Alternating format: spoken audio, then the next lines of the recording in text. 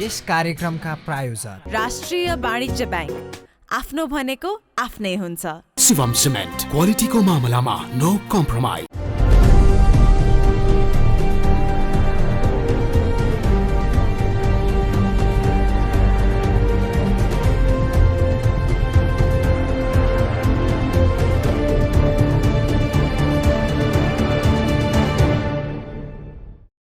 नमस्कार, उद्यमी संवाद टेलिभिजन कार्यक्रमको अर्को नयाँ श्रृङ्खलामा तपाईलाई स्वागत छ। म विशाल गैरे। बागमती प्रदेश सरकार, उद्योग, पर्यटन, वन तथा वातावरण मन्त्रालयले हेफर इन्टरनेसनल नेपाल र नेपाल उद्योग परिसङ्घसँगको सहकार्यमा नेपाल टेलिभिजनका लागि यो कार्यक्रम तयार पारेको हो। नेपाल लगायत विश्वभर नै कोभिड-19 का कारण जनजीवन अस्तव्यस्त बन्न पुग्यो। यति बेला नेपाल मात्र होइन, संसारभर कोभिडको जोखिम कायमै छ। यद्यपि नेपाल भने कोरोना भाइरसको जोखिमबाट सामान्यतर्फ उन्मुख बन्दैछ, तर यसले पारेको मानवीय सङ्कट र आर्थिक सङ्कट र प्रभाव भने कायमै छ। नेपालको ग्रामीण क्षेत्रको अर्थतन्त्रको विकासमा महत्त्वपूर्ण योगदान पुर्याउने साना किसान र महिला उद्यमीहरू कोरोना भाइरसबाट बढी प्रभावित छन्। खास गरेर ग्रामीण समुदायमा बसेर आय आर्जनमूलक काम गर्ने महिला दिदीबहिनीहरू, विदेशबाट फर्किएर नेपालमै उद्यम गरिरहेका युवा उद्यमीजीवहरू र सँगसँगै साना तथा मझौला उद्यमहरू, पशुपन्छी जन्य उद्यममा क्रियाशील भएका उद्यमीजीवहरू बढी प्रभावित छन्। आजको उद्यमी संवादको बहसमा हामी साना तथा मझौला उद्यमीलाई कोभिड-19ले पारेको प्रभाव, पशुपन्छी जन्य उत्पादनमा नेपालको आत्मनिर्भरता र खास गरेर खसी, बाख्रा जस्ता मासुजन्य पदार्थमा नेपालको आत्मनिर्भरताको विषय र त्यसका लागि नियामक निकायले कस्तो भूमिका खेलिरहेको छ र नियामक निकायको भूमिका के हुन्छ, कानुन प्रक्रियामा सरकारको भूमिका के हुन्छ भन्ने सन्दर्भसँग जोडिएर आज हामी संवाद गर्दैछौँ। र आजको संवाद श्रृङ्खलाको लागि हामीसँग स्टुडियोमा हुनुहुन्छ समाज कल्याण परिषदका सदस्य सचिव पुष्कर खातीजी हुनुहुन्छ। त्यसगरी हामीसँग कृषि तथा पशुपन्छी विकास मन्त्रालयका आदरणीय सहसचिव डाक्टर विमल कुमार निर्मलजी हुनुहुन्छ। र त्यसगरी विगत 24 वर्षदेखि नेपालको पशुपन्छी क्षेत्रमा कार्यरत अन्तर्राष्ट्रिय गैर सरकारी संस्था हेफर इन्टरनेसनल नेपालका कार्यक्रम निर्देशक निना जोशीज्यू पनि आजको संवाद श्रृङ्खलामा सहभागी हुनुहुन्छ। नमस्कार। र त्यसगरी हामीसँग यो उद्यमशीलतासँग जोडिनुभएका साना तथा मझौला उद्यमी गरी करिब 30 भन्दा बढी उद्यमी साथीहरू पनि स्वास्थ्यको प्रोटोकल कायम गरेर आजको संवाद श्रृङ्खलामा सहभागी हुनुहुन्छ। म तिनैजना अतिथिज्यूहरूलाई म कार्यक्रममा स्वागत गर्न चाहन्छु र म कार्यक्रमको सुरुवात विमल सरबाटै गर्न चाहन्छु। कोभिड-19 को महामारीबाट हामी बिस्तारै रिभाइभ हुँदै सुधार उन्मुख अवस्थामा छौँ र अहिले हामीले कोभिडले पारेको प्रभावको हामीले आकलन गरिरहेका छौँ। कृषि तथा पशुपन्छी विकास मन्त्रालयले पशुपन्छी क्षेत्रमा खास गरेर अघि मैले उल्लेख गरेँ साना किसानहरू, उद्यमीहरू, गाउँमा बसेर बाख्रा पाल्ने, पशुपन्छी जन्य उत्पादनमा सक्रिय भएका किसानहरूलाई सहयोग गर्नका लागि यो कोभिडको प्रभावको विषयमा के आकलन गरेको छ र बजेटमा कस्ता कुरा समेटिएको छन्, यही जिज्ञासाबाट म आजको संवाद सुरु गर्छु। अहिलेको जुन कोभिड-19 को महामारी छ र यो लगायत नेपालमा जति पनि प्रतिकूल अनिकालहरू परेका छ, महामारी परेका छ, त्यो बेलामा हामीले सम्झने भने कृषि नै हो।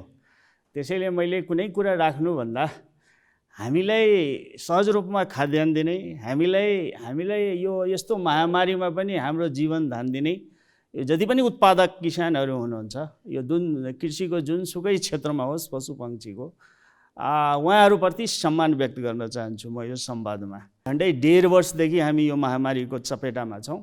हामीले अब खास गरेर किसानहरू, उद्यमीहरू, व्यवसायीहरू, साना होस्, ठुला होस्, मझौला होस्, नेपालमा 3 किसिमकै किसानहरू या उद्यमीहरू हुनुहुन्छ। उहाँहरूको सहयोगले र यो मन्त्रालयको सहकार, अब मन्त्रालय भन्दा सरकार अहिले 3 तहका छन्। केन्द्रीय सरकार, म सङ्घीय सरकारको यहाँ प्रतिनिधि भएर बोल्दा पनि 3टै सरकारको समान छन्। हामीले उत्पादन घट्न दिएको छैनौँ। त्यो एउटा ठुलो यो यस्तो महामारीमा यस्तो अनिकालमा यस्तो लकडाउनमा। तर हामीलाई समस्या केही कुराको मात्रै म यहाँ कुरा गर्छु, केही कुराको समस्या भनेको हामीलाई बजारीकरणको समस्या भएको छ। किसानले उत्पादन गर्नुभएको छ, बजारमा सहज रूपले पुर्याउन सक्नु भएको छैन।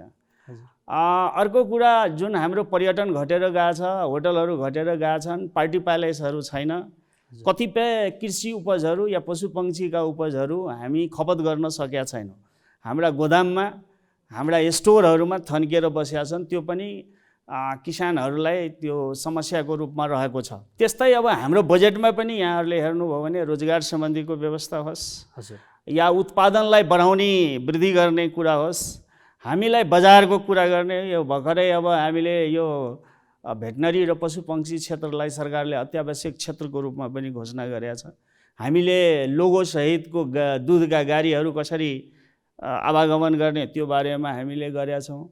अब यहाँ बढी दुध भयो, दुधलाई पाउडरमा कसरी परिणत गर्ने र त्यसमा कसरी सरकारले सहयोग गर्ने, त्यतातिर हाम्रो बढी गएका छन्। भन्नाले यो लगायत अब अलिकति म भनेको जस्तो कोभिडको उत्पादनमै भएको क्षेत्र भनेको पक्षी क्षेत्र हो, पोल्ट्री। पोल्ट्रीका माउ चल्लाहरू, माउ भन्नाले जुन प्यारेन्ट स्टक भन्छौँ, त्यो हामीसँग एउटा मात्रै प्यारेन्ट स्टकको नेपालमा छ र अब झन्डै यहाँ 2-3 लाखभन्दा बढी हाम्रो प्यारेन्ट स्टक चाहिन्छ। र अहिलेको हवाई जहाज र त्यो आउने युरोप, अमेरिका लगायतका अस्ट्रेलियाबाट आउने हुन्, त्यसलाई हामीले अहिले त्यति ढुवानी गर्न सकेका छैनौँ र त्यसले गर्दा पोल्ट्री क्षेत्रमा उत्पादनमा समस्या देखिया छ। अर्कोतिर अब कृषि क्षेत्रकै कुरा गर्दा अलिकति तरकारीका बिउहरूमा र पहिलादेखि अब यसपालिको राम्रो एउटा के भइरहेछ, धान खेती, जुन नम्बर 1 कृषि क्षेत्रका क्षेत्र पनि हो धानको उत्पादन, त्यसमा चाहिँ धेरै जसो हाम्रो मलको समस्याहरू हुन्थ्यो। यसपालि मल चाहिँ स्टोरमा छन् र 1 वर्षदेखि हामीले कोभिडको महामारी भए पनि धानको उत्पादनमा हामी वृद्धि गरेका छौँ। म योसँगै जोड्न चाहन्छु सरज्यूलाई, जस्तो मन्त्रालयले अल्पकालीन, मध्यकालीन, दीर्घकालीन योजनाहरू बनाउँछ। हजुरले एउटा हाम्रो लक्ष्यका कुराहरू गर्नुभयो। आर्थिक वर्ष 78-79 को लागि सङ्घीय सरकारले ल्याएको बजेटमा ती साना किसानहरू, महिला उद्यमीहरूलाई, ती दिदीबहिनीलाई फोकस गरेर कस्ता खालका कार्यक्रम र सहुलियत कार्यक्रम छन्, म यो जिज्ञासा छोटोमा लिन्छु। बजेट चाहिँ स्थानीय तहलाई दिनुपर्छ। म भन्छु झन्डै 6.5 अरब चाहिँ हामीले स्थानीय तहलाई दिएका छौँ र स्थानीय तहमा मिसनको रूपमा कार्यक्रम सञ्चालन गर्ने, जस्तो पशुपक्षीकै क्षेत्रमा हामीले दुध मिसनको कुरा गर्नुहोस्, मासु मिसनको कुरा गर्नुहोस्, कृत्रिम गर्भाधान मिसनको कुरा गर्नुहोस्, अब लगायत अब घाँसे बालीका मिसनका कुराहरू जुन केन्द्रीय सरकारले गरिरहेथे विगत वर्षमा, अहिले चाहिँ हामीले दिएका छौँ। सँगसँगै अर्को कोभिड-19 को यसमा मैले प्रदेश सरकारमा पनि काम गर्दा, म 1 नम्बर प्रदेश र 2 नम्बर प्रदेशमा पनि काम गरेँ। त्यहाँको भूमि व्यवस्था, कृषि तथा सहकारी मन्त्रालयको सचिव पदमा काम गर्दा हामीले एउटा कृषि रोजगारीको क्षेत्रमा नवप्रवर्तन कार्यक्रम ल्यायौँ।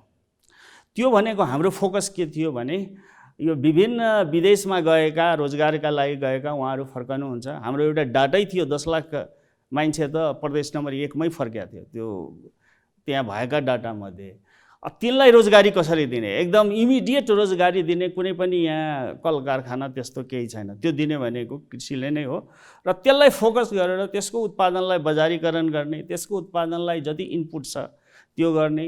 त्यसपछि हामीले अब त्यसलाई मेकानाइजेसनमा कसरी त्यो उसमा लैजाने, आधुनिकीकरण कसरी गर्ने र खास गरेर त्यो कार्यक्रमलाई हामीले अहिले प्रधानमन्त्री कृषि आधुनिकीकरण कार्यक्रमबाट पनि जोडेका थियौँ। हस्, धन्यवाद दिन चाहन्छु। म अब निना जोशी ज्यूतर्फ जान चाहन्छु। पछिल्लो समय यो कोभिड-19 ले विभिन्न क्षेत्रमा प्रभाव परिरहेको छ र किसानहरूलाई पनि प्रभाव पार्ने नै भयो। स्थानीय तहमा भएका महिला उद्यमी दाजुभाइ दिदीबहिनीहरूलाई कस्तो प्रभाव पार्यो र उहाँहरूको अवस्था के छ, यो जिज्ञासा मेट्न चाहन्छु। उत्पादित वस्तुलाई बजारसम्म पुर्याउने कुरामा चाहिँ एकदम ठुलो समस्या भयो त्यो एक्चुअल त्यो चाहिँ यो लकडाउनको पिरियडमा।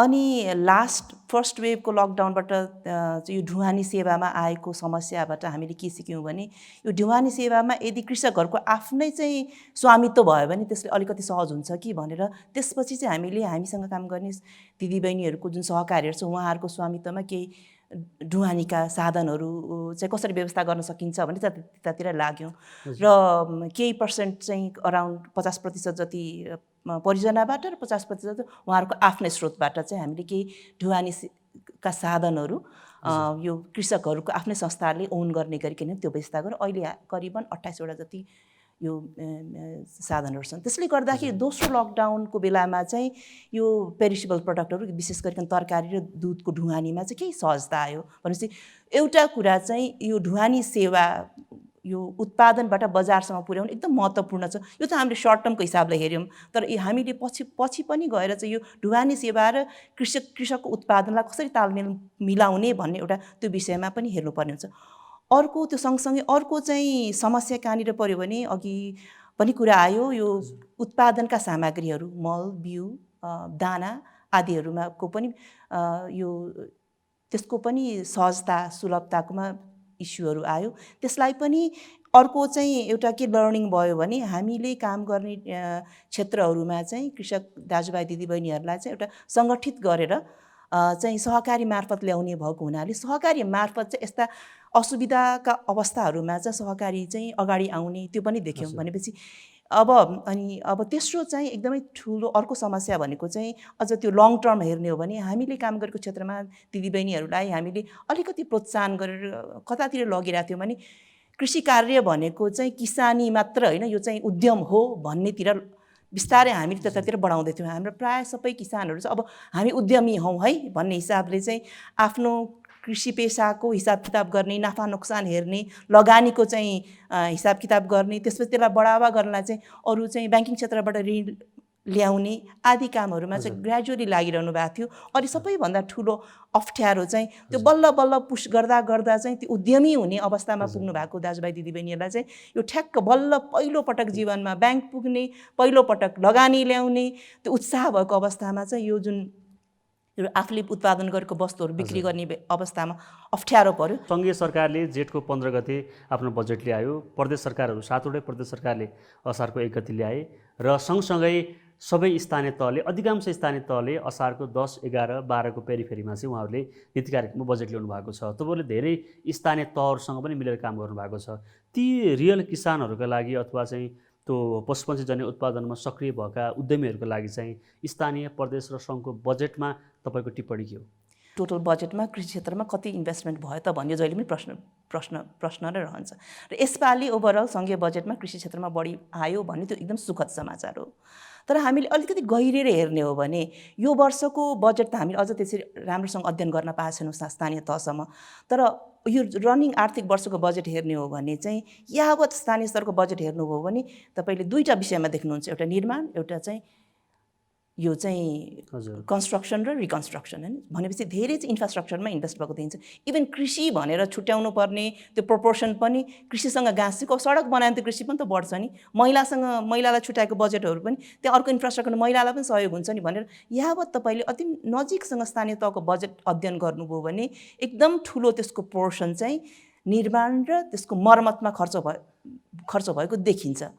अब हामीले जति पनि ठाउँमा अब त्यसमा फेरि त्यो आवश्यक हो निर्माण। अहिले जनताको सायद माग पनि त्यो वडादेखिको चाहिँ यो भेलाहरूमा त्यही पनि आएको थियो होला, सडक बनाउनु पर्यो, पानी चाहियो, घर घरमा सडक छ, पानी चाहियो, विद्यालय चाहिँ आदि इत्यादि थियो होला। तर अगेन समग्र अर्थतन्त्र हेर्ने हो भने कृषिमा इन्भेस्टमेन्ट कति भएको छ त स्थानीय तहमा भन्ने हो भने त्यसलाई अलिकति नजिकसम्म केलाएर हेर्नुपर्ने अवस्था नै देखिन्छ।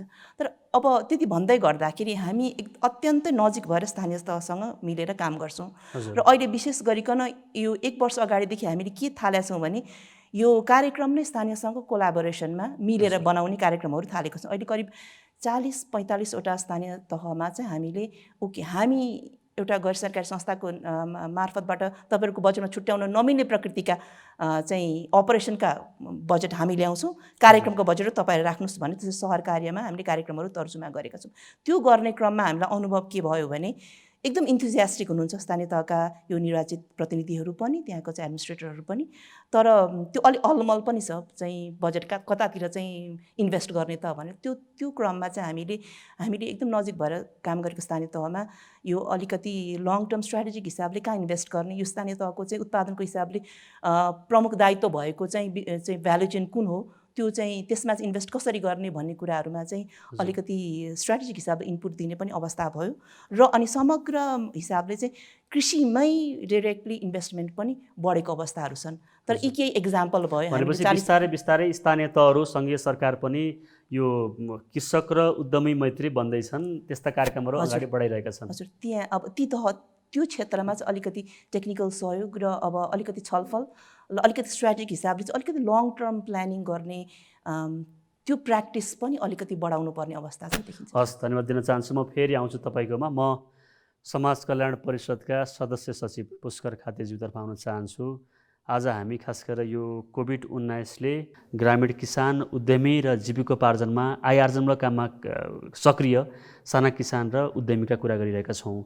यो क्षेत्रमा काम गरिरहेका गैर सरकारी संस्थाहरू र अन्तर्राष्ट्रिय गैसहरूलाई हेर्ने दृष्टिकोण या यिनको भूमिकालाई समाज कल्याण परिषदले कसरी लिएको छ? खास गरी अहिले हामी जुन कोभिडको दोस्रो लहरको असरको बेलामा छलफल गरिरहँदा चाहिँ नेपालमा हामीले यसमा कसरी योसँग लडिरहेका छौँ त, विभिन्न क्षेत्रलाई को प्रभावलाई चाहिँ हामी कसरी कम गर्न काम गरिरहेका छौँ त भन्ने सन्दर्भमा गैर सरकारी क्षेत्रहरूले कसरी काम गरेको छ र खास गरी समाज कल्याण परिषदले गैर सरकारी संस्थाहरूलाई परिचालनको सन्दर्भमा चाहिँ कसरी भूमिका खेलिरहेको छ भन्ने विषयमा चाहिँ थोरै म राख्न चाहन्छु। खास गरी हामीले जब कोभिडको त्यस पछाडि दोस्रो लहरमा पनि लकडाउन सुरु भइसकेपछि केही हाम्रा प्राथमिकताहरू, नेपाल सरकारको प्राथमिकताहरू चाहिँ हामीले सङ्घ संस्थाहरूलाई चाहिँ जानकारी गराउने काम गऱ्यौँ। त्यसमा मूलत स्वास्थ्यसँग सम्बन्धित विषयहरू थिए भने सँगसँगै हामीले चाहिँ खास गरी ठुलो सङ्ख्यामा नेपालमा चाहिँ एउटा चाहिँ सहरबाट गाउँ फर्कने एउटा लहर चल्यो भने अर्को चाहिँ छिमेकी देशमा जो नेपाली दाजुभाइ दिदीबहिनीहरू कामको लागि जानुभएको थियो उहाँहरू फर्किने अवस्था भइसकेपछि तत्काल उहाँहरूलाई दैनिक ज्यालादारी अथवा रोजगारी सिर्जना गर्न सक्ने कामहरू के हुन सक्छ, एउटा त्यो आह्वान गऱ्यौँ र त्यो आह्वानलाई चाहिँ खास गरी गैर सरकारी संस्थाहरूले सुन्नु भएको छ र त्यसलाई चाहिँ कार्यान्वयन पनि गर्नुभएको छ। तथ्याङ्कमा भन्दाखेरि चाहिँ देशैभरि जति पनि तपाईँको कार्यक्रमहरू भए तीमध्येमा करिब 20% हाराहारीमा चाहिँ यो जीविकोपार्जनसँग सम्बन्धित विषयहरूमा चाहिँ काम भएको छ। त्यो कृषि होला, पशुपालनदेखि लिएर जति पनि कार्यक्रमहरू छ त्यो प्रत्यक्ष रूपमा किसानसँग सम्बन्धित कार्यक्रमहरू चाहिँ करिब 20% रहेछ। म पछिल्लो अघिल्लो हप्ता शुक्रबारसम्मको तथ्याङ्क तपाईँलाई राख्दाखेरि चाहिँ त्यो भनेको झन्डै 2 अरब चान्सुन चाहिँ बजेट गैर सरकारी क्षेत्रले चाहिँ यो कोभिड प्रतिकार्यमा लगानी गरेको छ। त्यसो हुँदाखेरि करिब तथ्याङ्कमै हेऱ्यो भने चाहिँ 40 करोड बराबरको चाहिँ प्रत्यक्ष सहयोग पनि चाहिँ यो क्षेत्रमा काम भएको छ र त्यसको प्रगतिको अवस्था के छ भने झन्डै स्वास्थ्य पछाडि उल्लेखनीय प्रगति भएको क्षेत्र चाहिँ यहाँ छ। जुन योजना गैर सरकारी संस्थाहरूले अगाडि सार्नु भएको थियो, हामी नेपाली समाजलाई खास गरी यो निर्वाहमुखी कृषिबाट चाहिँ त्यसलाई उद्यममा कसरी ट्रान्सलेट गर्ने भन्ने सन्दर्भ चाहिँ हाम्रो सन्दर्भमा केवल स्रोत मात्रैको कुरा होइन, त्यो चाहिँ सोचसँग सम्बन्धित विषय पनि छ। हामी त्यो सोचको विकास कसरी गर्न सक्छौँ भन्ने सन्दर्भमा चाहिँ स्वाभाविक रूपमा गैर सरकारी संस्थाहरू जो समुदायसम्म इन्गेज हुनुहुन्छ, महिलाको हकमा अथवा अत्यन्तै पछाडि पारिएको समुदायसँग काम गर्नुभएको छ र त्यो सङ्घ समुदायमा चाहिँ उद्यमको सोच ल्याउने सन्दर्भमा पनि मलाई लाग्छ महत्त्वपूर्ण योगदान गरेको छ। जस्तो योसँग जोड्न चाहन्छु, जस्तो सरकारले पनि खास गरेर पछिल्लो समय यो आर्थिक उन्नयनको कुरा, आर्थिक क्रियाकलापमा जनताको सहभागिता बढाउने खालको उत्पादनसँग जोड्ने खालका कार्यक्रमहरू अगाडि बढाएको छ। समाज कल्याण परिषदमा आबद्ध भएका अन्तर्राष्ट्रिय गैर सरकारी संस्था या गैससहरूले विगतको दिनमा र अहिलेको अवस्थामा चाहिँ खास गरेर सरकारको प्राथमिकता आय आर्जनमूलक बढाउने र जनताको जीवन स्तरमा परिवर्तन ल्याउने भन्ने छ र एनजिओ र आइएनजिओहरूको भूमिका चाहिँ सङ्ख्यात्मक र गुणात्मक रूपमा चाहिँ कस्तो पाउनु भएको छ? यो उत्पादनसँग जोड्ने खालको लाइफस्टक अथवा भनौँ यो जीविकोपार्जनको फिल्डमा बढी छ या अन्य फिल्डमा बढी छ, कस्तो पाउनु भएको छ? यो पनि एउटा महत्त्वपूर्ण योगदान गैर सरकारी संस्थाहरूले गरेको योगदान। यसरी हेऱ्यो भने चाहिँ हामीले प्राथमिकीकरण अथवा अहिलेसम्मको स्रोतको विश्लेषण गऱ्यो भने चाहिँ शिक्षा र स्वास्थ्यमा अलि धेरै हामी देख्छौँ र मलाई लाग्छ तेस्रो क्षेत्र प्राथमिकताको हिसाबले नेपालमा भित्रिएको स्रोतको हिसाबले चाहिँ जीविकोपार्जनको क्षेत्र पनि एउटा महत्त्वपूर्ण क्षेत्र हो र अहिले हामी खास गरी समाज कल्याण परिषद नेपाली गैर सरकारी संस्थाहरूलाई कसरी आफ्नो राष्ट्रिय प्राथमिकता अनुसार उहाँहरूलाई आह्वान गर्नुपर्छ भन्ने सन्दर्भमा काम गरिरहेका छौँ र त्यो मध्येमा पनि अहिले हामीले सोच्दै गरेको चाहिँ कसरी हुन्छ यो जीविकोपार्जनको विषयको दिगोपनका सन्दर्भमा चाहिँ हामी काम गर्न खोजिरहेका छौँ। सरकारले स्वाभाविक रूपमा एउटा ठुलो स्केलमा सोच्नुपर्ने हुन्छ। हजुर, त्यसो गर्दाखेरि चाहिँ कहिलेकाहीँ उद्यममा को लागि तयार भइसकेको किसान अलि बढी लाभान्वित हुन सक्छ, तर हामीहरू अहिले त धेरै ठुलो सङ्ख्यामा त त्यसका लागि तयार नै नभएको, अघि नै मैले भने त्यो जीवन निर्वाहमुखी कृषिमा भएकोलाई चाहिँ खास गरी उद्यमसम्मको त्यो यात्रामा डोर्याउने सन्दर्भमा चाहिँ गैर सरकारी क्षेत्रहरू महत्त्वपूर्ण सहयात्री हुन सक्छन्।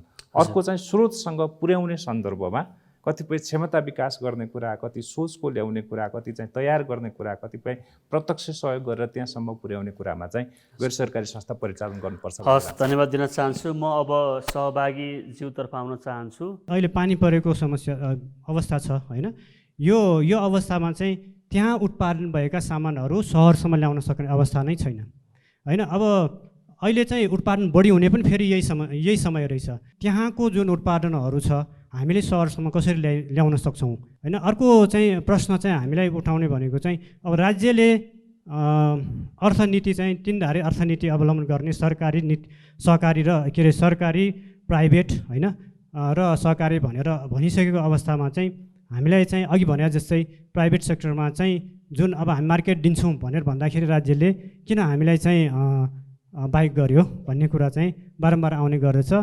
यो प्रश्नको चाहिँ उत्तरहरू दिइदिनु होला भन्ने गर्छ। हस्, धन्यवाद दिन चाहन्छु। अब म अन्य सहभागी ज्यूतर्फ आउन चाहन्छु। हामीले काम गर्दै गर्दा एउटा सानो उद्यमीसँग चाहिँ त्यो पहुँच कसरी पुर्याउने, अझै पनि पहुँच पुर्याउनको लागि यहाँले स्थानीय तहसम्म केन्द्रलाई चाहिँ स्थानीय सरकारसम्म पुर्याइयो भन्ने कुरा त उहाँको छँदै नै छ।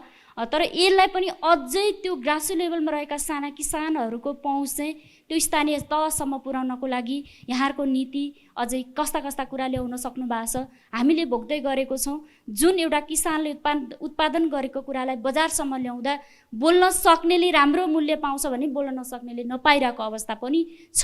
त्यसलाई हामीले अभ्यासमा राखेका छौँ कि सहकारले एउटा मूल्य निर्धारण गरेर त्यसलाई चाहिँ बजारसम्म लैजाने।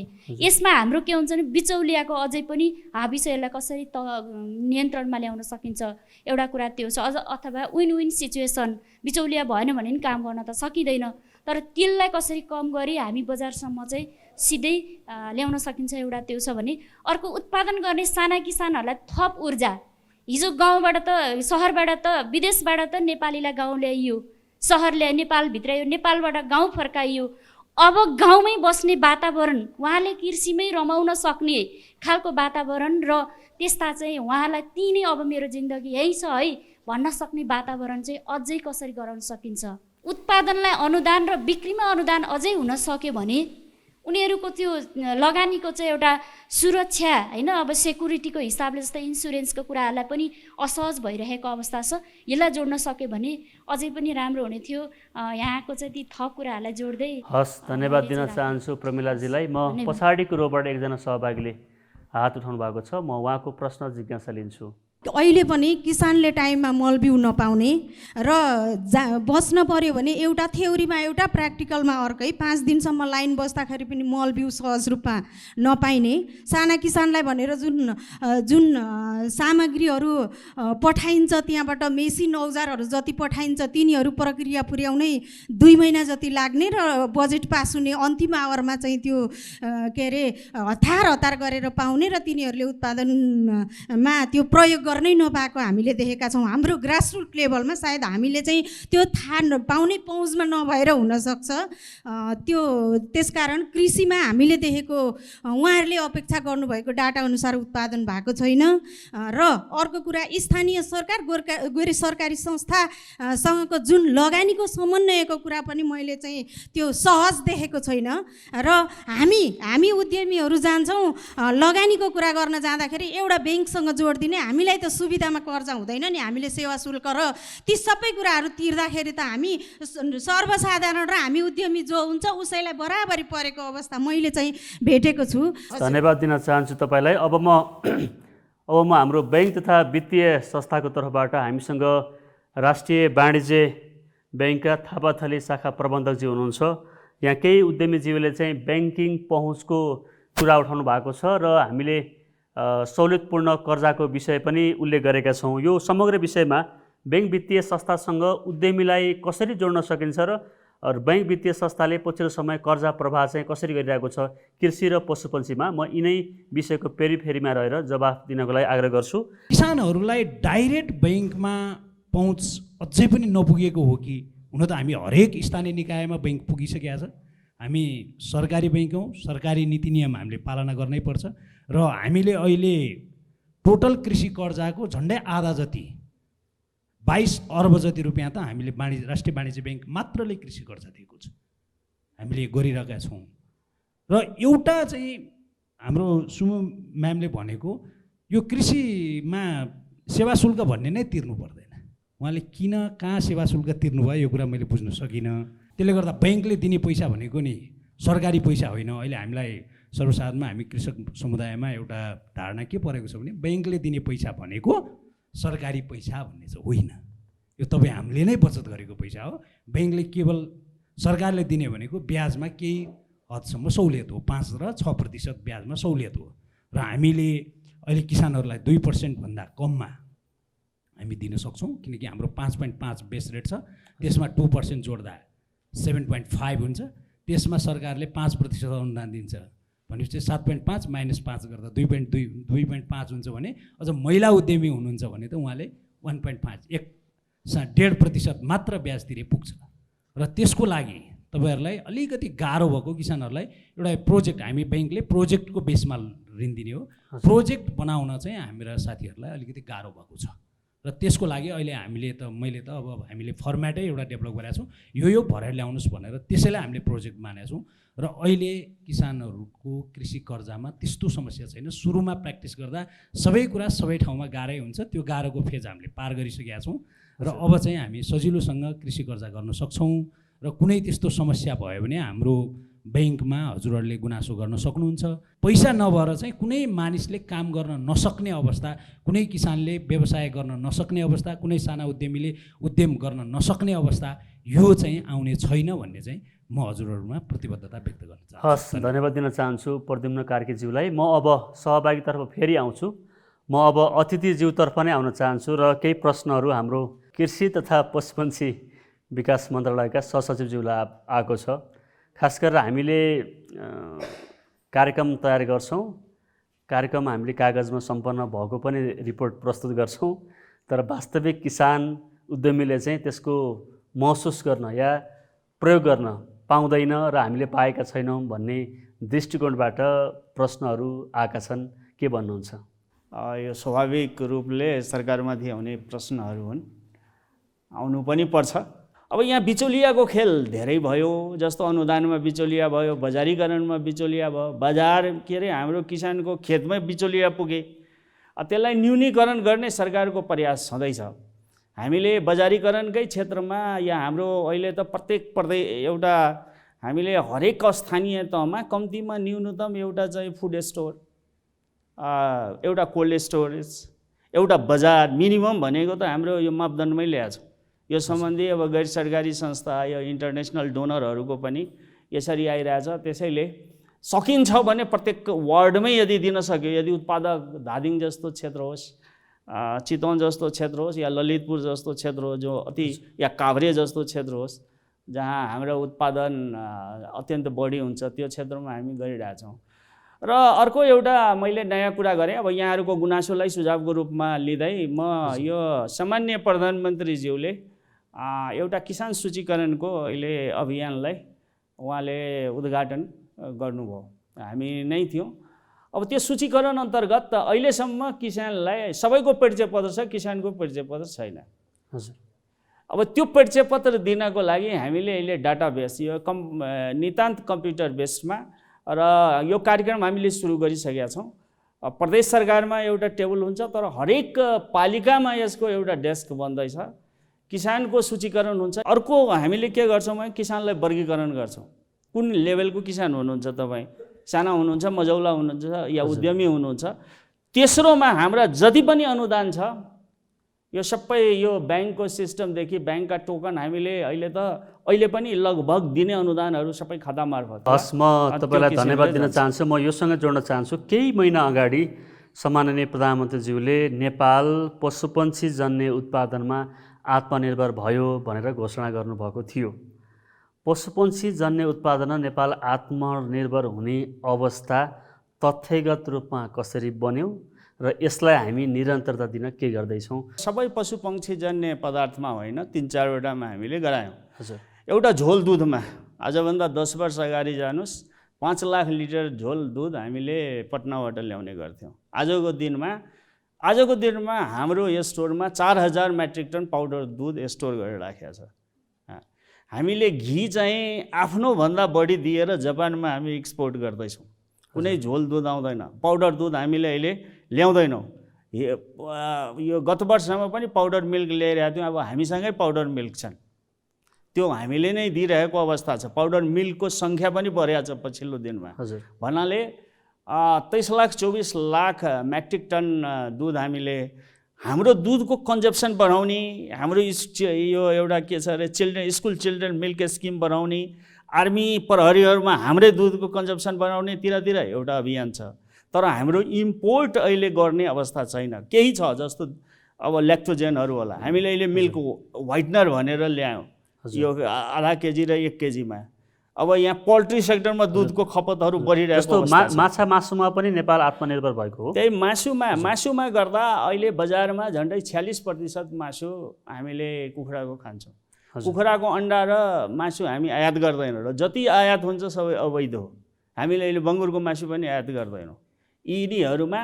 र एउटा कुरा, जति हाम्रो कन्जम्सन बढाउँछौँ उत्पादकले, अहिले उत्पादक साना उत्पादक रहनु भएन, उहाँहरू उद्यमीमा परिणत हुनुभएको छ। अन्डा त अहिले भनौँ न हामी 1 अरब 60 करोडको अन्डा उत्पादन गर्छौँ। यदि नेपालीले भोलि 3 अरबको बराबरको अन्डा खान्छ भने त्यो पनि उत्पादन गर्न क्यापेसिटी छ। म खसी बोकामा भनेको छु, लास्ट इयरसम्म हामी 4 लाख 5 लाख खसी बोका ल्याउँथ्यौँ। गत वर्षदेखि हाम्रो लगभग 0 छ।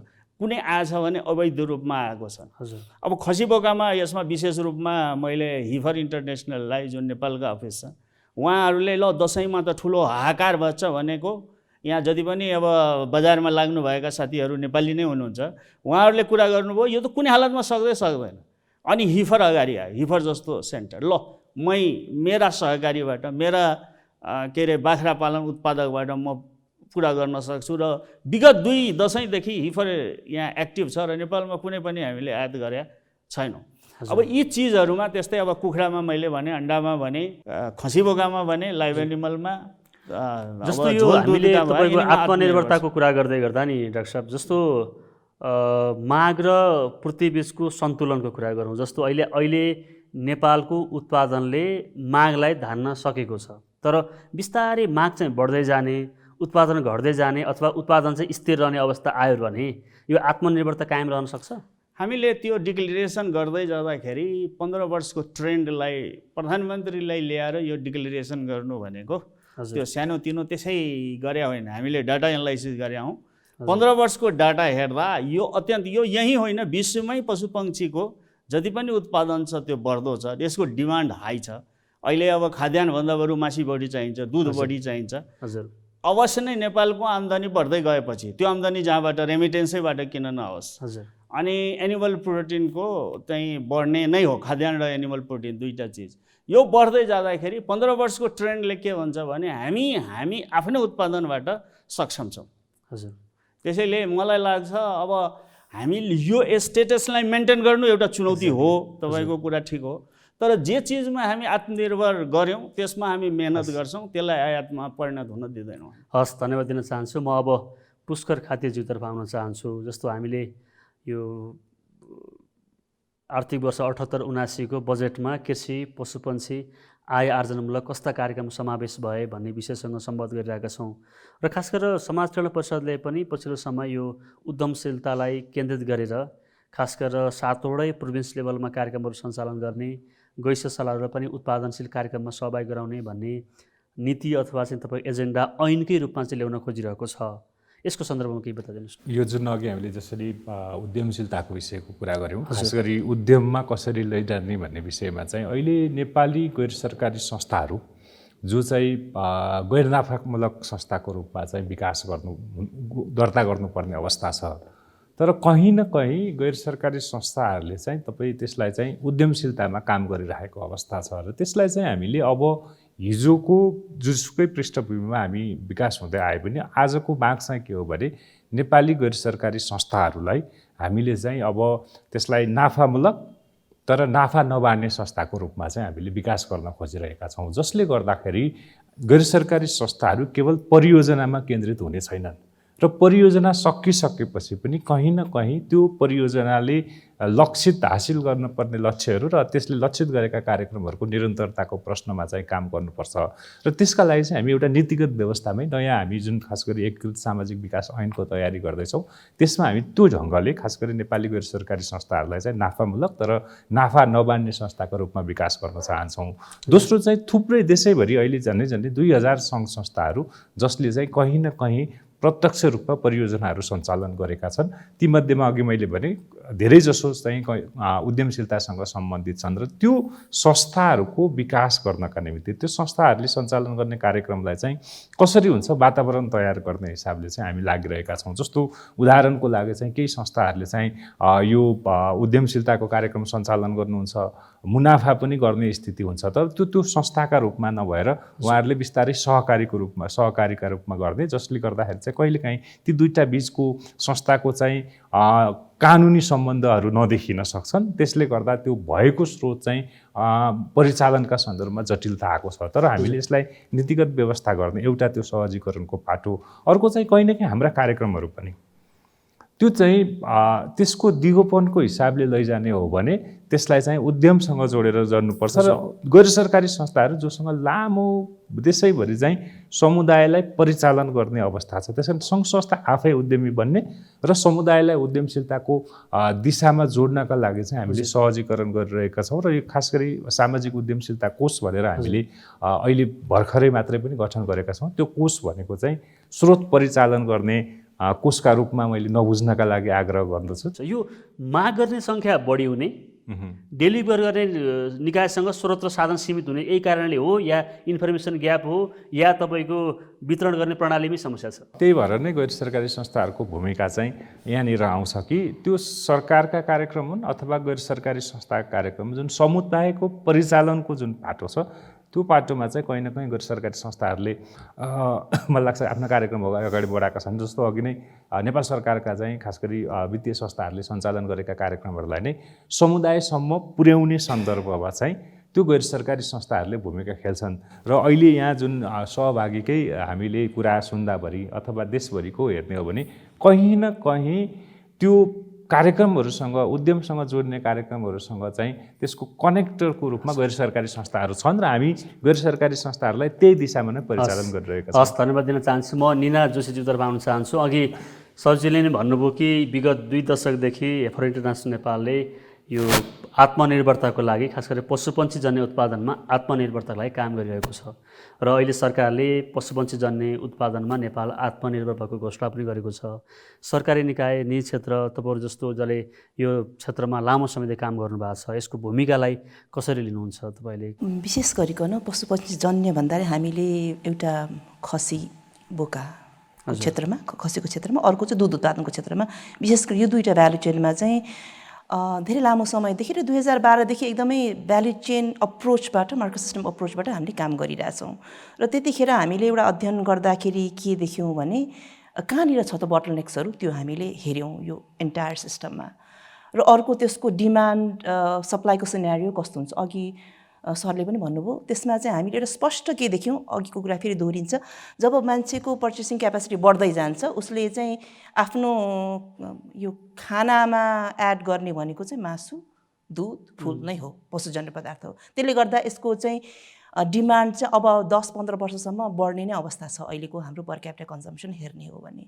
र त्यसको लागि हामी कसरी तयार हुने त भन्ने कुराको अध्ययन गर्दाखेरि हामीले दुई मुख्य पाटोमा हामीले हेऱ्यौँ। एउटा उत्पादकत्व हाम्रो अत्यन्तै कम छ मासु उत्पादन गर्ने ठाउँमा पनि हाम्रो उत्पादकत्व कम छ र बजारको चाहिँ चाँजो पाँचो मिलेको छैन। बजार वास्तवमा भन्ने हो भने अहिले पनि एकदम इन्फर्मल किसिमको मार्केट सिस्टम छ।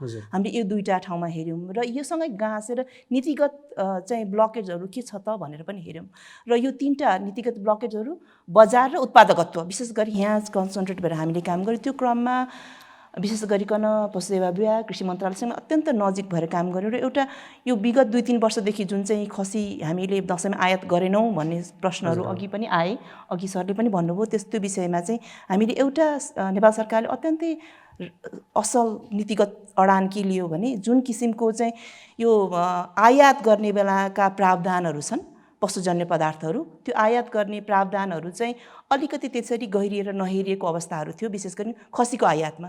त्यसलाई अलिकति त्यो भएका प्रावधानहरूले अलिकति कडाइ गर्ने बित्तिकै यो इन्डियाबाट आयात हुने खसी बोकाहरूमा चाहिँ अलिकति असहज स्थिति आयो। त्यो भन्नुको तात्पर्य के हो भने त्यो किन पनि गरियो भने नेपालमा जो खसी उत्पादन गर्ने किसानहरू नेपालको माग पुर्याउन सक्ने अवस्थामा थिए। त्यो माग यहाँ यो देशमा भएको मागलाई पुर्याउन सक्ने अवस्था, तर यो बजारको व्यवस्थापन राम्रो नभएको हुनाले इन्डियाबाट इम्पोर्ट गर्न अझ सहज हुने हुनाले त्यो किसिमको सिनारियो भएको थियो। भनेपछि त्यो त्यसरी नीतिगत कुराहरूलाई पनि हामीले सहजीकरण गऱ्यौँ र अर्को उत्पादकत्व विशेष गरिकन हामीले यो पशुपालनको क्षेत्रमा पशुजन्य यो फिडिङ, हाउसिङ, ब्रिडिङ र सर्भिसेस यो सबै क्षेत्रहरूमा चाहिँ अलिकति स्ट्राटेजिक भएर पशु विभाग, कृषि मन्त्रालय र अनि अरू प्राइभेट सेक्टरसँग मिलेर पनि काम गऱ्यौँ र उत्पादकतै कुरा गर्ने हो भने हामीले खसी बोकाको उत्पादकत्वमा हामीले 5 वर्षमा 50% वृद्धि गर्ने भनेका थियौँ। त्योभन्दा बढी उत्पादकत्वमा वृद्धि भएको छ। त्यसको अर्थ यो चाहिँ अब थोरै पशु पालेर पनि धेरै उत्पादन लिने र अब छोटोमा भन्दाखेरि जस्तो अहिले जुन तपाईँहरू धेरै किसानहरूसँग उद्यमीहरूसँग मिलेर काम गर्नुभएको छ, यो आत्मनिर्भरताको कुरा सरकारले गरिसकेको छ र हामीले त्यसलाई अझै कन्टिन्यू गर्ने र निरन्तरता दिने कुरा गरिरहेका छौँ। खास गरेर किसानहरूको अनुभव कस्तो छ, खास गरेर उहाँहरूको समस्याहरू, बजेटका कुराहरू गऱ्यौँ, हामीले कोभिडको प्रभावको कुरा गऱ्यौँ, उहाँहरूले अहिले रियल फेस गरिरहेको च्यालेन्जहरूको जुन समग्रतामा आइरहेको छ, जिस्टमा चाहिँ उहाँहरूलाई यस्तो यस्तो खालको कुराहरू भइदियो भने चाहिँ उहाँहरूले अझ बढी राम्रोसँग काम गर्न सक्नुहुन्थ्यो भन्ने केही त्यो च्यालेन्जहरू केही छ तपाईँसँग? अघि पनि आयो सहभागीको तर्फबाट पनि, यहाँ सबैभन्दा ठुलो अवस्था अलिकति सुधार्न पर्ने अवस्था भनेको चाहिँ बजारमा नै देख्छौँ हामी होइन किसानहरूलाई। र यो नेपालको मात्र अवस्था नै, यावत तपाईँले ग्लोबली नै हेर्नुभयो भने उत्पादन कार्यमा सबैभन्दा धेरै चाहिँ लाग्नु भएको छ उत्पादकहरू होइन कृषि क्षेत्रमा। तर उत्पादनभन्दा अगाडि र पछाडि चाहिँ थोरै चाहिँ उद्यमीहरू हुनुहुन्छ। तर तपाईँले त्यो भ्यालु चेनमा चाहिँ यो प्रफिट कसरी डिस्ट्रिब्युट भएको छ भनेर हेर्नुभयो भने सबैभन्दा कम प्रफिटको पोर्सन पाउने चाहिँ उत्पादक किसानहरू हुन्। अब हामी यहाँ के भन्दैछौँ भने खाद्यान्नको लागि सबैभन्दा निर्भर हामी किसानसँग छौँ, उहाँहरूले ठुलो काम गर्नुभएको छ, हामीलाई खुवाउनु भएको छ, हाम्रो चाहिँ भान्सामा पुर्याउनु भएको छ भनेका छौँ। तर हामीले भ्यालु चेनमा सबै उद्यमीहरूलाई हेर्ने हो भने सबैभन्दा चाहिँ असहज स्थितिमा चाहिँ किसानहरू नै उत्पादकहरू नै हुनुहुन्छ। त्यही भएर हामीले चाहिँ यो नीतिगत तहदेखि नै हामीले के विचार पुर्याउनुपर्छ भने किसानले जुन किसिमको नाफा उसले डिजर्भ गर्छ नि, उसले 1 वर्ष लाग्छ उसलाई एउटा खसी उत्पादन गर्नलाई होइन, भनेपछि उसको प्रोडक्सनको क्यापेसिटी एउटा लिमिटमा रहन्छ।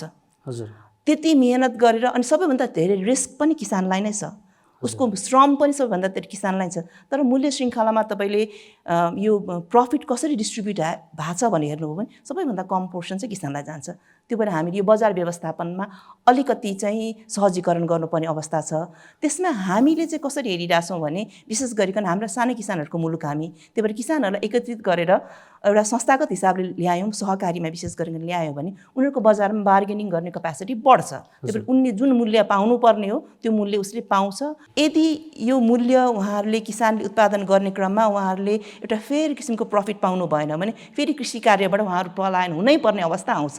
अहिले तपाईँले यावत किसानलाई सोध्नुभयो भने उहाँ आफ्नो छोराछोरी किसान भएको देख्न चाहनुहुन्न। किन त भन्दाखेरि मेहनत बढी छ, रिस्क बढी छ, च्यालेन्जेस अति धेरै छन् अनि बजार चाहिँ सुनिश्चित छैन र बजारीकरण गरेको अवस्थामा पनि त्यो प्रफिटको मार्जिन चाहिँ अत्यन्तै कम छ। भनेपछि हामीले अत्यन्तै धेरै सहजीकरण चाहिँ अब सरकारी तवरबाट पनि गैर सरकारी तवरबाट पनि यो बजारको क्षेत्रमा चाहिँ अत्यन्तै धेरै सहजीकरण गर्नुपर्ने अवस्था छ। हस्, धन्यवाद दिन चाहन्छु। म अब सहभागीतर्फ आउन चाहन्छु। मेरो चाहिँ गुनासो प्रश्न कृषि मन्त्रालयका सहसचिव डाक्टर विमल सरसँग छ। डेरीको प्रोडक्टहरू लामो समय बजार बन्द भएको कारणले गर्दाखेरि झन्डै 4 अरबको हाराहारीमा एसएमपी र बटरहरू इन्फर्मल सेक्टरको डेरीहरूले डम्प गरेर बसेको छ।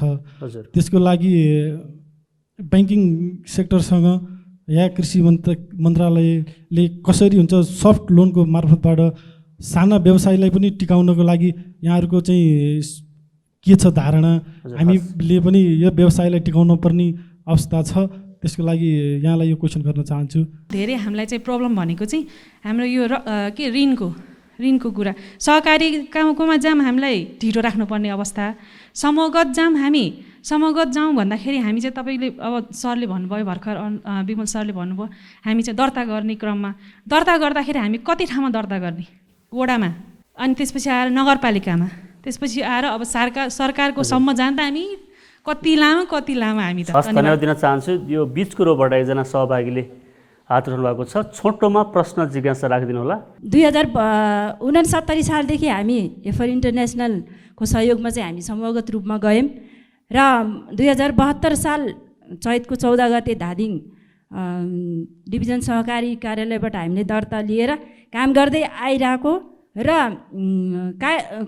आइरहेको अवस्थामा चाहिँ सुरुको 69 सालदेखि समूहबाट र 72 सालमा सहकारी दर्ता भएदेखि म सचिव पदमा र अहिले हाल 3 वर्ष भए अध्यक्ष पदमा कार्यरत छु। र मैले भन्न खोजेको चाहिँ र मलाई लागेको कुरा चाहिँ के छ भने जस्तै बजारकै कुरा छ कि उत्पादन त हामी गर्छौँ, हामीले सदस्य पनि लगभग अहिले 6औं वर्षमा हामी रनिङमा छौँ सहकारी दर्ता गरेर, र हामी चाहिँ बाख्रा उत्पादनदेखि लिएर बाख्रा बजारीकरण र बाख्राको दाना उत्पादन र यस वर्ष हामीले चाहिँ रासायनिक मलमा पनि काम गरिरहेको छौँ। र समस्या त्यही छ कि किसानले चाहिँ सही समयमा चाहिँ उत्पादन गर्नको लागि रासायनिक मल उपलब्ध नभएको अवस्था र बजारीकरणसम्म पुग्दाखेरि उत्पादन गरेर चाहिँ बजारीकरणको चाहिँ समस्या। तपाईँहरूले जुन बाख्रा पालन गर्नुभएको छ त्यो उत्पादित भएको पशुपन्छी जन्य सामग्री अथवा त्यो उत्पादन जुन मासु छ त्यसको उचित बजार पाउनु पर्यो, मूल्य पाउनु पर्यो भन्नु एकदम। हस्, धन्यवाद दिन चाहन्छु। अब म सचिवज्यूतर्फ आउन चाहन्छु। बजेट आउँछ, लोकप्रिय आउँछ, कार्यक्रम आउँछ, असाध्यै राम्रो आउँछ। जति बेला नीति कार्यक्रम र बजेट आउँछ सुन्दा असाध्यै राम्रो लाग्छ, वाओ भन्नुहुन्छ सबैजनाले, तर कार्यान्वयन हुँदैन अथवा कार्यान्वयन प्रक्रिया कमजोर छ। किन? अब यो सधैँ यस्तो थिएन। हजुर, अहिले यो संहिता लागू भएपछि केही समस्या छन्। म त्यसलाई भनौँ न आत्मआलोचना या अब सरकारको पक्षबाट हामीले सबभन्दा पहिलो कर्मचारीलाई व्यवस्थित गर्न सकेका छैनौँ। कर्मचारीहरू जुन स्थानीय तहमा अहिले म भने नि धेरैजसो 6 अरब 6.5 अरबभन्दा बढी हाम्रा आयोजनाहरू सबै स्थानीय तहमा दिन चाहेछौँ। उहाँ दिदीबहिनीहरूले जति पनि कुरा उठाउनु भयो उहाँले नितान्त पाउने त सबै त्यही वार्डबाट हो र उहाँहरूको पालिकाबाट हो भन्दा हाम्रो बजेट त्यहाँ गएको छ तर हाम्रो कर्मचारी छैन। एउटा समस्या नितान्त कर्मचारी छ। प्रदेशमा पनि त्यही समस्या छ। हामीले नै त्यहाँ सेवा गरेर आयौँ, हामीले पुर्याउन सकेका छैनौँ। कर्मचारी रिटेन गरे केन्द्रमा, तर अहिले क्रम छ जस्तो महिनामा 100-150 कृषिका कर्मचारीहरू प्रदेशतिर जानुभएको छ। पछिल्लो समयमा लोकसेवा आयोगको भर्ना पनि भएको छैन। 1 नम्बर प्रदेशमा 80-85 जना कृषि अधिकृतहरू त भर्ना गऱ्यौँ, त्यो अरू अन्य प्रदेशमा अझै बागमतीमा पनि हुन सकेका छैन। यसले गर्दा यहाँहरूलाई सेवा नपुगेको जस्तो लागेको छ र हाम्रो फोकस प्रोग्राम अहिले बजारमा छ। यहाँहरूको जति समस्या मैले देखेँ किसानले आफै कसरी बजारीकरण गर्ने र उहाँ निना म्याडमले भने जस्तो बढी से बढी किसानलाई कसरी फाइदा दिने, हाम्रो यो दुईटा फोकस हो। र यसको लागि यहाँलाई अब स्टोरको हुन्छ कि कोल्ड स्टोरेज हुन्छ कि यहाँका बजारको सेट बनाइदिनुपर्छ, त्यतातिर यो गरेर हामी बढिरहेछौँ। र म अर्को एउटा अन्त्यको कुरा के भन्न चाहेँ भने यहाँ ब्याङ्किङ सिस्टमका पनि सर हुनुभएकोले अब हामीले दिने जति पनि आयोजनाहरू छन्, जस्तो अहिले यसमा पशुपक्षीतिरै एनएलएसआइपी भन्ने प्रोजेक्ट छ, त्यसले 500वटा उपायोजनाहरू सुरु गर्दैछन्। तिनको के छ भने 50% तिनीबाट अनुदान आउने, 20% जो अनुदान गर्न भन्नाले निजी क्षेत्र या किसान आफैले गर्ने, 30% लगानी गर्नै पर्ने। यो एउटा नयाँ आएछ र केन्द्रीय सरकारले 50% भन्दा बढी लगानी नगर्ने किसिमले अगाडि गयो। हस्, म धन्यवाद दिन चाहन्छु। अब म निना जोशीज्यूतर्फ आउन चाहन्छु। हामी अन्त्यतिर पनि छौँ। अघि सचिवले पनि एकदम खुलेर प्रशंसा गर्नुभयो एफआर इन्टरनेसनलले गरेको पशुपन्छी जन्य क्षेत्रको कामको विषयमा। अलिकति यत्रो बेर हामी गफ गऱ्यौँ, तर लास्टतिर टेलिभिजन हेरेर बस्ने दर्शकवृन्दलाई पनि यो एफआर इन्टरनेसनल के रहेछ र समुदायमा आधारित कस्ता कार्यक्रम रहेछ भन्ने जिज्ञासा हुनसक्छ। छोटोमा बताइदिनुहोस्। हामी विगत 24 वर्षदेखि नेपालमा निरन्तर रूपमा यो पशुपन्छी विशेष गरी कृषिमा पनि पशुपन्छीमा को क्षेत्रमा काम गरिरहेछौँ र विशेष गरिकन दुईवटा चाहिँ अहिले आएर दुईवटा भ्यालु चेन खसी र दुध र सँगै अरू क्यास क्रपहरूमा पनि काम गर्दैछौँ। र एउटा हामीले काम गर्ने क्रममा हामीले सिकेको एउटा कुरा के हो भने अघि सचिवज्यूले पनि भन्नुभयो यो स्रोत मात्र होइन विकासको लागि सोच एकदमै आवश्यक छ भनेर।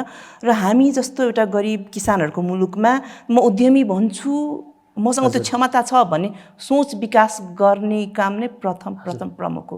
र एफआर इन्टरनेसनलले त्यो क्रममा हामी सामाजिक पुँजी विकास भन्छौँ हाम्रो आफ्नो भाषामा, त्यसमा हामीले प्रशस्त काम गर्छौँ। एउटा व्यक्ति जो हिजोदेखि चाहिँ एउटा पछाडि पारेको वर्गमा थियो, अब कतै हलिया थियो, कतै कमाइया थियो, कतै के थियो, कतै कसैको घरमा बस्थ्यो, उनलाई चाहिँ म उद्यमी बन्न सक्छु है भन्ने सोच विकास गर्न हामी अत्यन्तै धेरै मेहनत गर्छौँ। त्यो एउटा पाटो हो हाम्रो कामको सोच विकास गर्न। र सामाजिक पुँजी निर्माणकै क्रममा अर्को के गर्छौँ भने यी साना किसानहरूलाई एकत्रित गर्छौँ संस्थागत हिसाबले, त्यो स्ट्रक्चर बनाउँछौँ। त्यो स्ट्रक्चर पनि अलिकति सहज हिसाबले चाहिँ चलोस् भन्ने हिसाबले त्यसका चाहिँ अरू संयन्त्रहरू पनि तयार गर्छौँ। यता सोसियल पाटोमा त्यो भयो। अनि अहिले हामी प्रत्यक्ष हिसाबले चाहिँ 40वटा जति जिल्लाहरूमा डिरेक्टली 3 लाख किसानहरूसँग हामी प्रत्यक्ष हाम्रो सेवा पुगेको छ। र त्यो क्रममा हामीले 229वटा सहकारी संस्थाहरूलाई फेसिलिटेट गरेका छौँ। करिब 1.5 लाख किसानहरू छन्। ती सहकारी संस्थाहरू चाहिँ अहिले आएर एउटा किसानको लागि एउटा बिजनेस डेभलपमेन्ट सर्भिसेस प्रोभाइड गर्ने एउटा युनिटको रूपमा चाहिँ विकास हुँदैछ। भनेपछि उसले चाहिँ आफ्ना किसानका लागि चाहिने बिउ बिजन अरू चाहिँ सुविधा प्लस यो ब्याङ्किङ क्षेत्रसँग चाहिँ आबद्ध गर्नलाई चाहिने एक्सेस टु फाइनेन्सको सुविधा र विशेष गरिकन एकदमै ठुलो पाटोमा चाहिँ बजारीकरणको चाहिँ क्षेत्रमा यसले काम र प्लस अरू चाहिँ सरकारी गैर सरकारी प्राइभेट सेक्टर्सको समन्वयका यी पाटाहरू चाहिँ त्यो किसानको संस्थाले गर्ने र त्यो किसानको संस्थालाई त्यति सक्षम बनाउने हामी त्यो तहमा काम गरिरहेछौँ। र अनि अब अर्को पाटो भनेको यी भ्यालु चेनहरूमा काम गर्दा नीतिगत अडचनहरू कहाँ छन् तिनलाई कोट्याउने, त्यसै सरकारसँग छलफल गर्ने, तिनलाई चाहिँ व्यवस्थापन गर्ने हिसाबले पनि हामीले काम गरिरहेछौँ। म अब पुष्कर खातेज्यूतर्फ आउन चाहन्छु। खास गरेर धेरै विषयहरू उठेका छन्, यो विषयलाई पनि एडजस्ट गर्दै अन्त्यमा यति बेला टेलिभिजन हेरेर बस्ने दर्शकवृन्दलाई के भन्न चाहनुहुन्छ? यो समग्र छलफलपछि चाहिँ मलाई कस्तो लागेको छ भने हामी यो विषय जीविकोपार्जनको विषयलाई चाहिँ अलि बढी अथवा उद्यमको विषयलाई चाहिँ अलि बढी प्राथमिकताको साथ अगाडि सार्यौँ भने त्यसले कहीँ न कहीँ फेरि शिक्षा र स्वास्थ्यलाई पनि योगदान गर्छ भन्ने दृष्टिकोणमा चाहिँ काम गर्नुपर्छ भन्ने महसुस भएको छ। दोस्रो चाहिँ सङ्घ संस्थाहरूलाई जुन अघि हामीले उत्पादनदेखि बजारसम्म जोड्ने सन्दर्भमा सामाजिक सङ्घ संस्थाहरूको विशेषता नै समुदाय परिचालन हो। त्यसकारण त्यसमा केन्द्रित रहेर चाहिँ हामी समाज कल्याण परिषद आगामी दिनमा बढ्नुपर्छ भन्ने मैले यो छलफलको निष्कर्षको रूपमा र मैले यहाँबाट लिएर जाने विषयका रूपमा लिएको छु। सचिवज्यूतर्फ जान चाहन्छु। छोटोमा 30 सेकेन्ड 40 सेकेन्डमा यति बेला टेलिभिजन हेरेर बस्ने दर्शकहरूलाई के भन्न चाहनुहुन्छ? साना किसान उद्यमी महिलाहरू जसले सरकारबाट धेरै अपेक्षा गरेका छन्, ल बताइदिनुहोस्। मलाई अहिले के लाग्छ भने कृषि कर्म साना किसानहरूको देश भए पनि होइन, यो चाहिँ एउटा ट्रान्सफर्म एउटा परिवर्तनको रूपमा संवाहकको रूपमा कृषि हुनुपर्छ। कृषि अब क्रमशः आधुनिकीकरण भइरहेछ, कृषि क्रमशः यान्त्रिकरण भइरहेछ, कृषि क्रमशः इन्डस्ट्रियलाइजेसन या जसलाई औद्योगिकीकरण र व्यवसायीकरण भइरहेछ। यो 3-4वटा पोइन्ट भने त्यसैले अबको कृषि यो खालि जीविकोपार्जनको लागि कृषि रहँदैन। यो 3-4वटा अवयवले यो चाहिँ भोलि उद्योग र उद्यमीको रूपमा हुन्छन्। भोलिका दिनमा म कृषक छु गर्वसाथ भन्न सकोस्, मेरो आम्दानी कुनै नोकरी गर्ने भन्दा मेरो बढी छ भन्न सकोस्। धन्यवाद दिन चाहन्छु। म निना जोशी म्यामतर्फ आउन चाहन्छु। कृषि पेसा एउटा चाहिँ सम्मानजनक पेसाको रूपमा स्थापित हुन अत्यन्तै आवश्यक छ होइन। त्यो क्रममा अब यो साना किसानहरूको मुलुक अब यसमा चाहिँ यो कृषि पेसा सम्मानजनक हुनलाई चाहिँ त्यसबाट हुने आम्दानी अघि पनि कुरा आयो, त्यसबाट हुने प्रफिटेबिलिटी बढ्नुपर्छ र कृषिजन्य अर्को हामीले अर्को प्रमुख एउटा पाटो के हेरिरहेको छौँ, कृषिजन्य उद्यमहरू स्थापित हुनुपर्छ। अनि कृषिजन्य उद्यमको चाहिँ स्वामित्व किसानहरूको हुनुपर्छ। म समय र संवादको लागि यहाँ सहभागी सम्पूर्ण सहभागी अतिथिज्यूहरू र तिनैजना अतिथिज्यूहरूलाई धन्यवाद दिन चाहन्छु। हस्, आजको उद्यमी संवादको बहसमा हामीले साना किसान उद्यमीका समस्या, चुनौती र सँगसँगै नियामक निकायको भूमिकाको सन्दर्भमा संवाद गऱ्यौँ। आजको संवाद श्रृङ्खलामा हामीसँग कृषि तथा पशुपन्छी विकास मन्त्रालयका आदरणीय सहसचिव डाक्टर विमल कुमार निर्मलजी हुनुहुन्थ्यो। त्यसगरी हामीसँग समाज कल्याण परिषदका सदस्य सचिव पुष्कर खातीजी हुनुहुन्थ्यो भने हामीसँग हेफर इन्टरनेसनल नेपालका कार्यक्रम निर्देशक निना जोशीज्यू र अन्य 30भन्दा बढी यस क्षेत्रमा कार्यरत उद्यमीज्यूहरू पनि आजको संवाद श्रृङ्खलामा हुनुहुन्थ्यो। आजको संवाद श्रृङ्खला तपाईँलाई कस्तो लाग्यो? सल्लाह सुझाव र प्रतिक्रियाका लागि स्क्रिनमा दिएको इमेल र फोनमा तपाईँ प्रतिक्रिया दिन सक्नुहुन्छ। तपाईँ यो कार्यक्रम नेपाल टेलिभिजनको अनलाइन संस्करण र विशाल मिडिया ग्रुपको फेसबुक, ट्विटर, युट्युब र इन्स्टाग्राममा गएर पनि खोज्न र हेर्न सक्नुहुन्छ। आजको कार्यक्रम यति नै। अर्को हप्ता पुनः अर्को विषयका साथ आउनेछौँ। तबसम्मको लागि बिदा दिनुहोस्। तपाईँको यो साता शुभ रहोस्। जय उद्यमशीलता। नमस्कार।